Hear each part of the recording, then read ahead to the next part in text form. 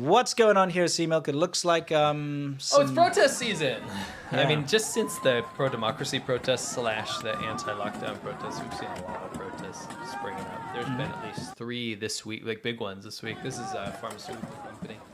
Don't worry, don't demonetize us, YouTube. No one's hurt. They're throwing some papers and stuff at some riot police. Yeah. No one gets beat up or anything on camera. On camera. Yeah.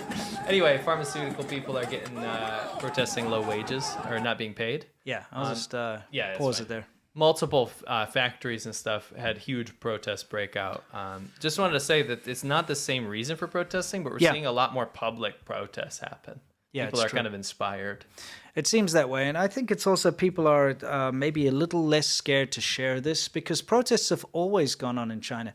But I will be honest with you, the protests that I witnessed myself in China were usually very tame. Yeah. Just people holding banners and kowtowing on the side. Except the anti-Japan protests. I watched them flip a car. Dude, I saw that. It was insane. The anti-Japan protests, they were allowed to run riots. They smashed Justco completely.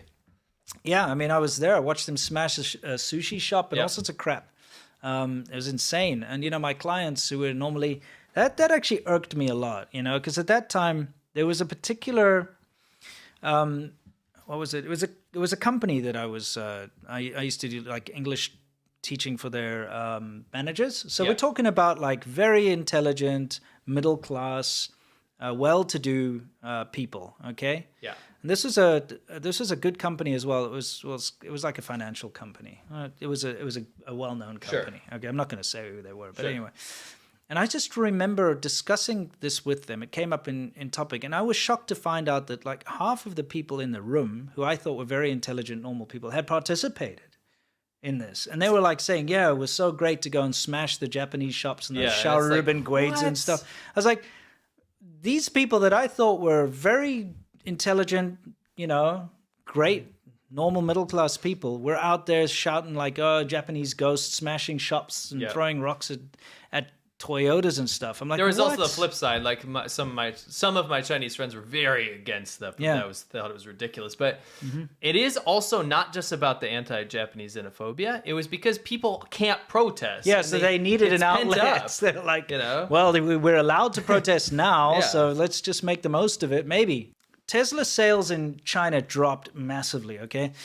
Not a big surprise. No. Okay, here's what happened. Elon Musk and other manufacturers take note. When you allow the Chinese market to have your technology, they will copy it and they will release a much cheaper version, usually with more features. And then the state will protect them. Yes. And this is what happens. I mean, you see it with everything. I remember I got a TV, just a normal CRT back, in China when I was first there. CRTs were still a thing. Yeah. Back then. So my CRT TV, not only was it a TV, but it had like a built-in Nintendo like knockoff and all that stuff. But it was like had a couple of really bad homegrown games built in. But the fact of the matter is, just because they can add it, they add it, and you'll find that with everything. When they release an EV, you got to worry about the quality. You got to worry about the battery catching fire. You got to worry about these things, but it'll have built-in extra things that you would not normally have. So features that would be a premium that you would have to pay for in a Tesla, for instance, will already be baked into the Chinese software and into the Chinese car. So anyway, BYD and NIO and all these other EV competitors in China have now started to undercut Tesla massively, right? And also include all these extra features. So Teslas aren't selling very well. So what did Elon Musk do? He dropped the price. Now, if there's one thing that I've learned from all these real estate protests and stuff that you see in China is that if somebody's bought something and they paid, let's say, $100 for it, and then they find out that someone else paid $80 for the same product, they will lose their shit. They're like, I want those $20 back. You owe that to me because how dare you sell it cheaper? I paid $100, they only paid $80. Give me that $20 back. And that's what's happening with Tesla. Is because they dropped the price. All current Tesla owners are like protesting and demanding that they get paid that money, that discount money back. Yep. And that's what's been going on in China with regards to Tesla. It's not looking good for Tesla right now. No, it also cheapens the brand because rich people that can afford a Tesla now have a cheaper car. Yeah, you're right. And we were discussing this earlier, actually, face culture. Maybe you can explain that. Yeah, so In China, the average person can't buy a BMW or a Tesla or something, right? No. That's outlandish. The country's per person GDP on average, if you take away like the purchase power parity, just how much money does someone make? It's like $10,000 a year, right? And that's everyone put together with the huge rich people skewing the whole thing up, right? Yeah. So you're not buying a Tesla on $10,000 a year, let's be honest. So it's going to be really rich people. People are buying a car. They still see it as an investment, just like you would in a nice property. Yeah. So you have this beautiful, nice car. To them, it's not something that's going to lose value. It's something that projects their wealth. Yes. So if all of a sudden there's this massive price cut on it, you've just cheapened what they've spent a lot of money on. It's more so what you said, being like ripped off, right? Yeah. They want that, like here in the States, you got those big box stores like Costco or whatever. Sure. And if you buy something from them and then you can, if you see it in the shop later and it's on discount on sale, you can actually go to their service and get the money back. Right. And if you look at the queues, you'll see who's there mostly. It's like old aunties and stuff. They just love that stuff. They love it. I'm like, I'm not standing in a queue for 20 minutes to get $10 back. No. That's not me, bro. Yeah. Again, the little sprinkling on top of that, though, is now they have a cheaper car. It's it's less like show-offy. Does that make sense? Yeah. Anyway, we're running way over time, so let's... Okay, we'll move on forward. But that's not looking good for Tesla in China right now. No. When are they going to learn their lesson? We have now lots of these abandoned camps that they were building.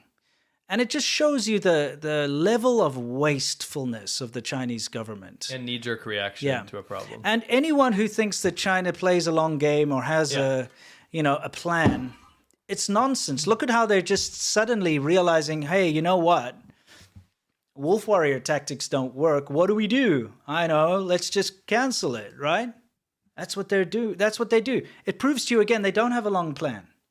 It's just like, oh, the zero COVID policy, people are still getting infected, and now we've got protests. Well, let's just cancel it. Yeah. There's no long plan, guys. No. They're a reactionary government, not a proactive government. They are reactionary, and that's what they do. Yeah.